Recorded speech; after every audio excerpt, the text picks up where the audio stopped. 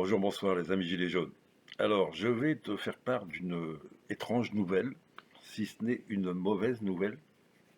Alors, on commence à être un peu habitué, hein, régulièrement à recevoir des mauvaises nouvelles de la part, des mauvais signaux, hein, de la part de ce gouvernement. Donc tu sais que après cette catastrophe du confinement, le gouvernement a été obligé de créer un groupe de travail, une cellule, pour réfléchir et mettre en œuvre le déconfinement pour éviter que ça se passe mal. Et alors, donc dans ce groupe, tu as toutes sortes de choses, tu as des administrations, des hôpitaux, évidemment, tu vois, la direction des hôpitaux, etc. Tu as des industriels, et certainement des représentants syndicaux, on va dire tous les acteurs économiques et sociaux qui peuvent, qui doivent intervenir dans le déconfinement, donc se rassemblent dans ce groupe de travail. C'est ce groupe de travail qui influence donc les décisions gouvernementales. C'est ce groupe de travail qui, entre autres, préconise le traquage, traçage. C'est aussi celui-ci qui a préconisé les brigades sanitaires et la récolte des informations médicales des Français. Et toutes sortes d'autres conneries, hein, la gestion des écoles, par exemple. Alors, ce qui est surprenant, bah écoute, je vais pas, hein, je vais te le lire parce que qu'on n'ait pas l'impression que ça soit de moi. Là, c'est le journal Marianne. Selon les informations de Marianne, pour piloter la stratégie de la France dans le dépistage du coronavirus, le ministère de la Santé a missionné un cabinet privé, la filiale française de l'américain Bain Company. 3 visioconférences animées par Bain ont déjà eu lieu depuis le 5 avril. Donc ils sont là aussi pour gérer, ils ont été là pour gérer le confinement et ce sont eux qui gèrent le déconfinement. Ok. Alors bon, déjà, tu as quand même une première question qui se pose. Pourquoi toutes ces institutions françaises sont-elles gérées par une société privée? Pourquoi le confinement, tu vois, c'est pas Macron, hein, c'est Bain Company. Et enfin, tu vois ce que je veux dire, il y a un problème. Pourquoi une société américaine s'occupe de la situation en France? Et pourquoi pas une société guatémaltèque, tu vois, ou rwandaise? En France, on n'a pas les moyens, on n'a pas la matière grise, on n'a pas la capacité, on ne connaît pas le pays. Ok, donc il y en a qui ont été piochés un petit peu sur cette histoire. Qu'est-ce que c'est que cette société? Et là, bingo. Bain et compagnie est dirigé par un ancien cadre supérieur du Mossad, les services secrets israéliens. Le père de cette femme était général israélien, criminel de guerre, criminel contre l'humanité palestinienne. Et voilà que cette compagnie vient gérer le déconfinement et le confinement. C'est une question, évidemment, confinement-déconfinement, qui est essentielle, qui vient normalement essentiellement du ministère de l'Intérieur. C'est le ministère de l'Intérieur qui devrait gérer tout ça.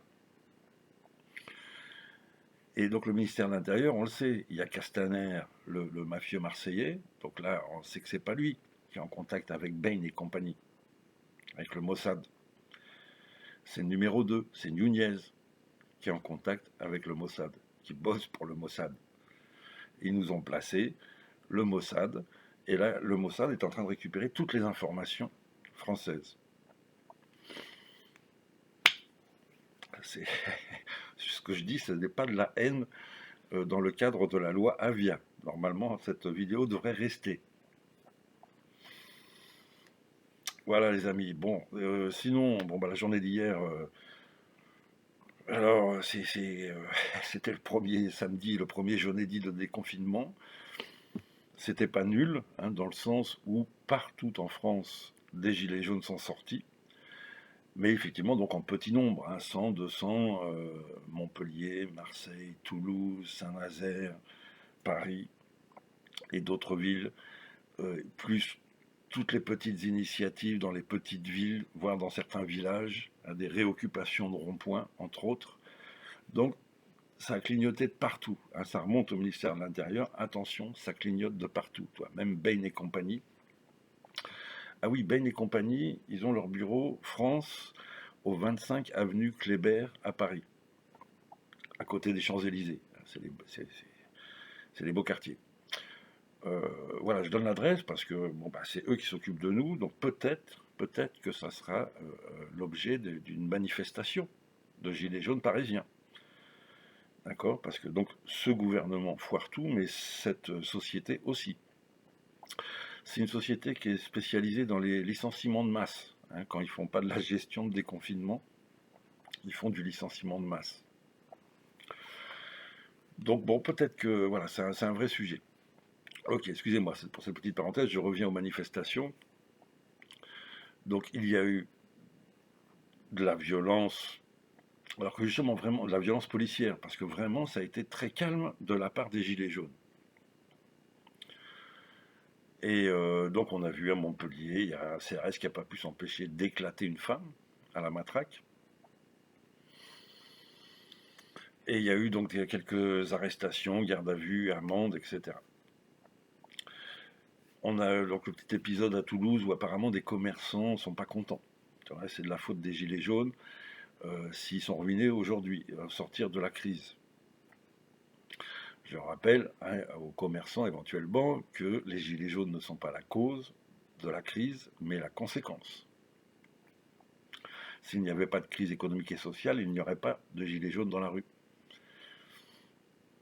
Non, mais évidemment, on comprend qu'il y a énormément de commerçants, si tu veux, qui ont été très fragilisés par la situation, et là qui sont à la recherche d'une...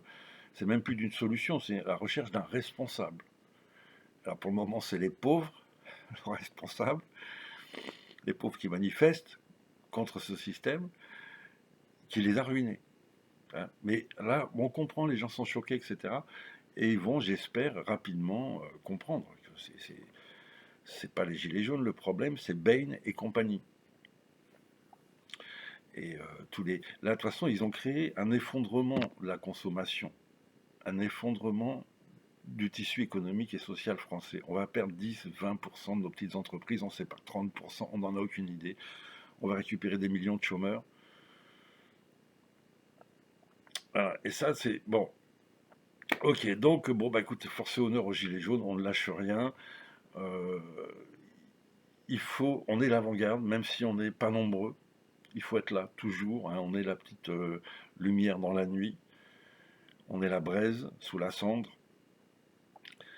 Et on lâche rien. Il faut rien lâcher. D'ailleurs, on voit que en Europe, pour ne parler que de l'Europe, parce que ça aussi, il y a aussi les États-Unis et d'autres pays où ça commence à râler. Mais en Europe, l'Allemagne, là, ils sont fâchés. Les Allemands, ils sont très fâchés. Tu sais, c'est des pragmatiques, les Allemands. Donc les délires de Bain et compagnie, parce que je suis sûr, il faut aller se rencarder. Hein, je suis sûr que Bain et compagnie ne doivent pas être loin des Allemands non plus. Tu vois. Et donc, là, les Allemands, eux, ils ont repéré que le coronavirus, c'était de la merde. Que c'est une grippe mortelle, mais comme toutes les grippes mortelles, chaque année. Même un peu plus faible. Et que donc cette destruction du tissu économique et social allemand n'est pas justifiée, et c'est un crime. Et là, ils sont fâchés, les Allemands. Dans les Balkans, Serbie, Slovénie, Kosovo, c'est en train de partir en cacahuète de partout. Je crois que c'est en Slovénie, eux, ils font manifestation en vélo, dans tout le pays. C'est pas une mauvaise idée. T'imagines si on arrivait à une manif à 2000, 3000 vélos. On a le temps, hein, mais il faut réinventer tout ça. Hein. Manif en vélo. Pourquoi pas manif en vélo le dimanche? Ça pourrait être intéressant pour les gens qui ouais, ça nous donnerait une certaine fluidité d'ailleurs. Ça pourrait être intéressant, la manif en vélo le dimanche. Je vais y travailler, on va y réfléchir. On va consulter et... alors évidemment, on va dire ça, il y en a plein qui ne savent pas faire du vélo. Ben, dans ce cas-là, on pourra faire un lieu de rassemblement fixe et une partie. Donc voilà, on aurait une infanterie et une cavalerie. Tu vois. Bon voilà, affaire à suivre. Donc bon, il y a les Allemands, les Balkans, l'Italie. L'Italie, ils sont pas contents du tout. l'Italie, il y a une très belle manifestation en Sicile. La population a, on peut le dire, attaqué une base américaine qui venait d'installer une méga antenne 5G. Là, les mecs sont pas contents, ils ont attaqué la base, il y en a qui ont réussi à y rentrer et à secouer, on va dire, le cocotier. Il a fallu l'intervention, évidemment, des forces de l'ordre pour les virer, etc., etc. Donc il y a un vrai mouvement de contestation européen. Il y a gilet jaunisation de la population européenne. Ils en ont marre. Nous, on est peut-être un peu fatigués, tu vois ce que je veux dire, on a pris nos coups, machin, on a toute notre répression, tout le tralala. Mais les autres, là, ils disent ça suffit. Parce que les Balkans, par exemple, c'est tous les pays qui ont été confinés dans les Balkans, le chef d'État en a profité pour installer des lois liberticides. Hein, ça te dit quelque chose. Donc les mecs se réveillent par rapport à ça, si tu veux. Il y a crise sociale, crise politique. On est dans la même situation, si tu veux. C'est pas exactement les mêmes raisons, les mêmes histoires, mais on est tous dans la même situation. Il y a gilet jaunisation d'une partie de la population européenne. Donc mes amis, voilà, on ne lâche rien, on est dans le dur. Notre adversaire est terriblement puissant. Il faut bien, hein, prendre conscience de ça. Nous, le peuple, nous sommes donc en face de ça, nous sommes le pot de terre contre le pot de fer. Mais de fait, il suffit que nous soyons un jour le nombre pour que le pot de fer, le pot de terre remporte tout. D'ailleurs, alors sur Paris, alors je n'ai pas encore complètement confirmé tout ça. Je ne sais pas si c'est sur Paris ou au niveau national, mais il semble qu'il y ait un appel des infirmières tous les jeudis à se rassembler au moins devant les hôpitaux. Donc là, il y a quelque chose. Moi, je pense qu'effectivement, c'est le milieu médical qui pourra rassembler et faire un appel national pour le nombre, pour que les choses changent vraiment. Donc suivez ça, les amis, le jeudi, devant les hôpitaux. Hein, ça va se confirmer, ça va se multiplier. C'est bon, affaire à suivre. À très bientôt, les amis. On ne lâche rien, évidemment. Allez, bonne journée, bon dimanche.